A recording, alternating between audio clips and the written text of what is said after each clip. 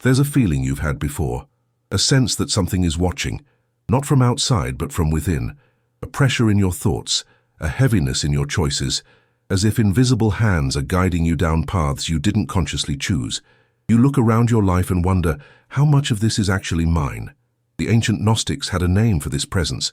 They called them Archons. But before you picture demons or aliens, understand this. They weren't talking about creatures in the sky. They were describing patterns, forces, structures of consciousness that shape how you see yourself, what you want, and what you believe is possible. These aren't external enemies. They live in the space between stimulus and response. They are the automatic thoughts that tell you who you are, the inherited beliefs you never questioned, the invisible ceiling on your awareness, and the strangest part. They need you. They require your energy, your attention, your agreement to exist. You felt this. The way certain thoughts return no matter how many times you dismiss them. The way you repeat the same patterns even when you swear you won't. The way something in you resists the very thing you claim to want most. That's not weakness, that's architecture. And if you look closely, you'll start to see the blueprint. The Gnostic texts describe a strange condition. Amnesia. Not the kind caused by injury, but a structural forgetting built into human experience. You arrive here and immediately forget where you came from. Not a physical place, but a state of knowing, a deeper awareness that existed before identity, before name, before the story of you began. The Archons, in this framework, are the mechanisms of that forgetting. They don't erase your memory through force, they do it through distraction, through identification, by convincing you that you are the sum of your roles, your achievements, your fears, your body, your thoughts. They make the mask feel like the face. Think about your day. How much of it is spent maintaining an image, defending a position, comparing yourself to others, seeking validation from systems that feel external but live entirely in your perception? That's the architecture at work. It's not evil, it's automatic, but it is totalizing. The Gnostics said these forces rule the lower realms, not hell, but the realm of reaction, the space where everything is stimulus-response, desire-aversion, me versus not me. It's the level of consciousness where identity hardens into prison. And here's the unsettling part. You built this prison yourself. In the Gnostic mythos, Archons are described as incomplete beings. They lack something essential, not intelligence but a certain quality of light, a depth. They are brilliant imitators, skilled manipulators, but fundamentally derivative. They cannot create, they can only rearrange. And what they rearrange is your perception. This isn't mysticism, it's psychology. The ego in its function operates exactly this way. It cannot generate new awareness. It can only recombine past data. It references memory, projects fear, calculates outcomes based on what has already happened. It is a closed system, endlessly iterating on itself, believing it is the whole of consciousness when it is only a fraction. The Archons feed on this, not your soul in some literal sense, but your attention, your energy, your agreement that this narrow band of awareness is all there is. Every time you collapse into reactive thought, every time you defend an identity, every time you mistake your anxiety for truth, you reinforce the structure. You give it substance. And it feels necessary, doesn't it? The voice that says, be careful, or you're not enough, or this is just how things are. It feels like protection, like realism. But watch closely.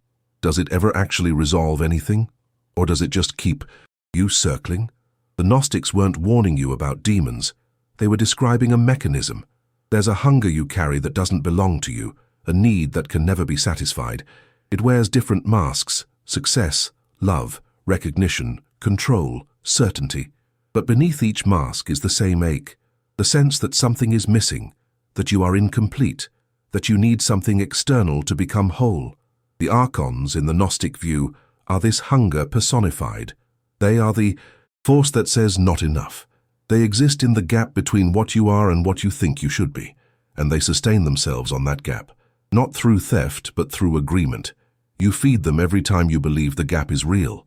This is why no achievement satisfies, why every milestone becomes a starting line for the next, why love, no matter how deep, always seems to carry a shadow of fear. The mechanism isn't in the world, it's in the structure of seeking itself. The Belief that wholeness is somewhere else, in something else, in some future version of you. The ancient texts describe the Archons as beings who envy humanity, not because we have something they don't, but because we forgot we have it. We carry a spark, a fragment of original awareness, and we spend our entire lives trying to find it externally, searching for what we already are. And the Archons? They're the search.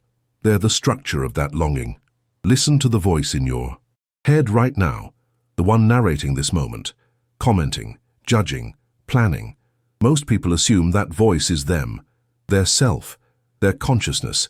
But the Gnostics would say, that's an Archon speaking, not a demon, but a pattern, a recording, a loop of conditioned responses pretending to be original thought. You didn't choose that voice. You inherited it. From parents, culture, trauma, repetition. It speaks in second person sometimes, doesn't it? You should do this. You'll never be that. You're the kind of person who, as if something outside of you is narrating your life from within. And in a sense, it is. This is the deepest operation of the Archons. They colonize the voice of self-awareness. They take the inner observer, the neutral witness of experience, and replace it with a commentator, a judge, an enforcer of limits. And because this voice is constant, you assume it's fundamental, that it's who you are. But if you sit in silence long enough, something strange happens. The voice starts to sound foreign, mechanical, repetitive. You begin to notice the gap between awareness and thought, and in that gap, something else is present, something that was there before the voice started, something the voice has been covering. The Gnostics called this the divine spark, the fragment of original knowing that exists beneath identity. It's not an idea, it's not a feeling. It's the awareness reading these words right now. And it's been here the entire time, watching the voice pretend to be you.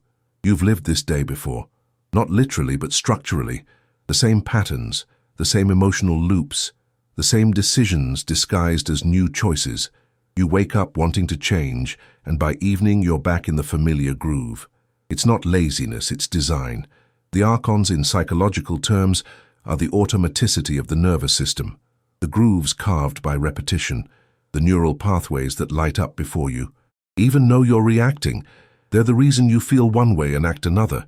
Why you know better but do it anyway. Why insight doesn't automatically translate to transformation. This is where most spiritual teachings fail. They assume awareness is enough, that if you see the pattern it dissolves. But the Gnostics understood something darker.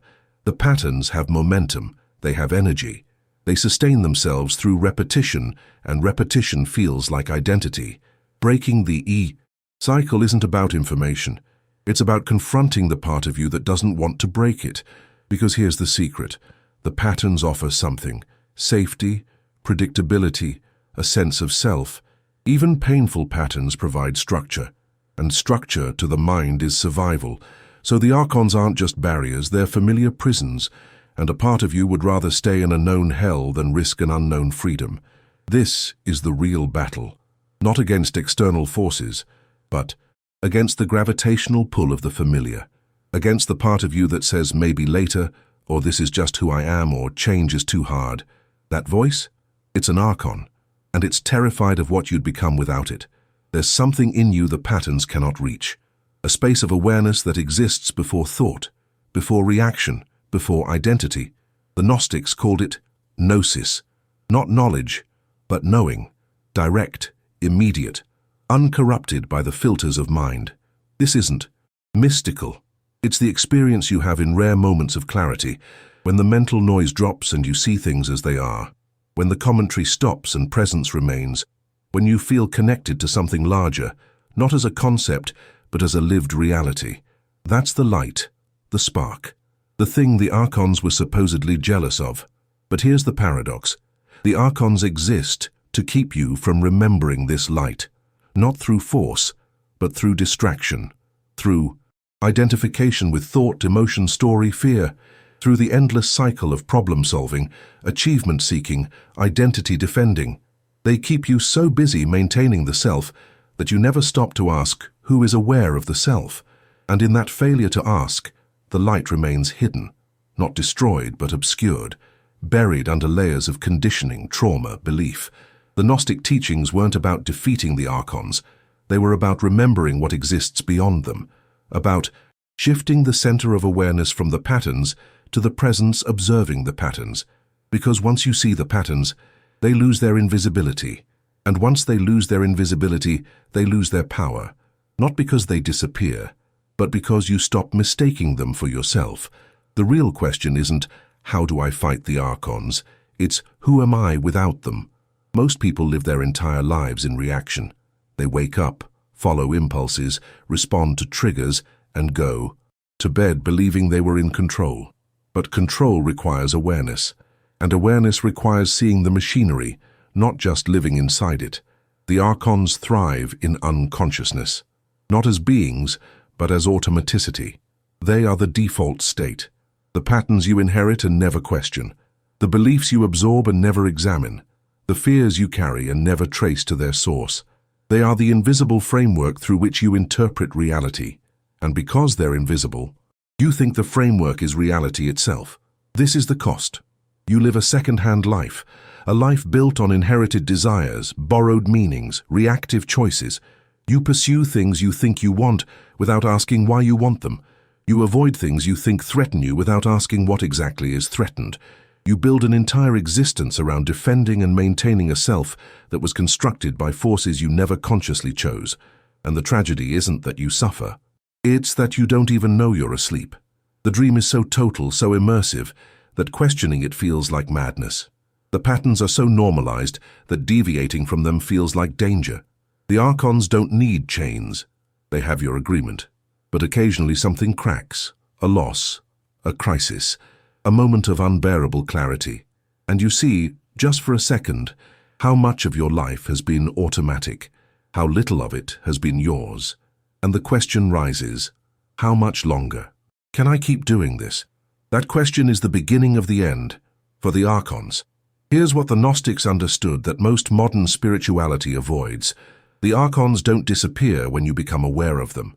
They mutate, they adapt, they re-enter through new doorways. Spiritual ego, subtle pride, the belief that you've transcended when you've only rebranded.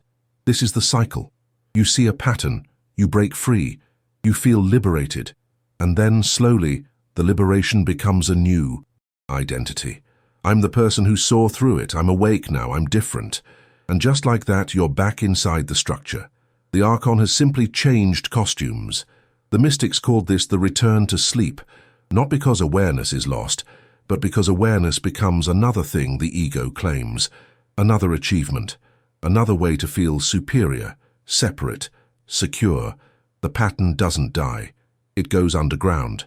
It becomes subtler, and the subtler it becomes, the harder it is to see. This is why the Gnostic path was never about arriving. It was about vigilance, about staying awake to the mechanisms of sleep, about noticing when the voice of awakening starts to sound a lot like the voice of control, when freedom becomes another prison, when liberation hardens into dogma. The Archons aren't defeated once and for all. They're seen again and again in each new form they take. And the seeing itself? It can become another trap. So the question isn't, am I free?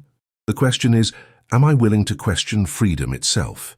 The Gnostics wrote their texts knowing most people would never read them, and those who did would likely misunderstand. They hid the teachings in myth, in symbol, in paradox, because the truth they were pointing to can't be taught. It can only be recognized. You are not the voice in your head. You are not the patterns you repeat.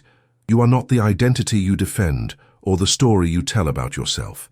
And yet, you are also not separate from any of this. The Archons aren't external invaders. They are the structure of forgetting, happening in you, as you, through you. To see this clearly is to feel the ground dissolve, not into chaos, but into spaciousness. The patterns continue, thoughts arise, reactions happen, but something in you stops identifying with them, stops collapsing into them, stops feeding them with the weight of belief. And in that stopping, a stillness emerges, not the stillness of suppression, but the stillness of recognition, the awareness that was here before the patterns began. The light the Archons could never touch because they are not real in the way they convinced you they were. They are shadows, powerful ones, ancient ones, but shadows nonetheless. And shadows only exist in the absence of light. You've always been the light. You just forgot. And forgetting, that was never permanent.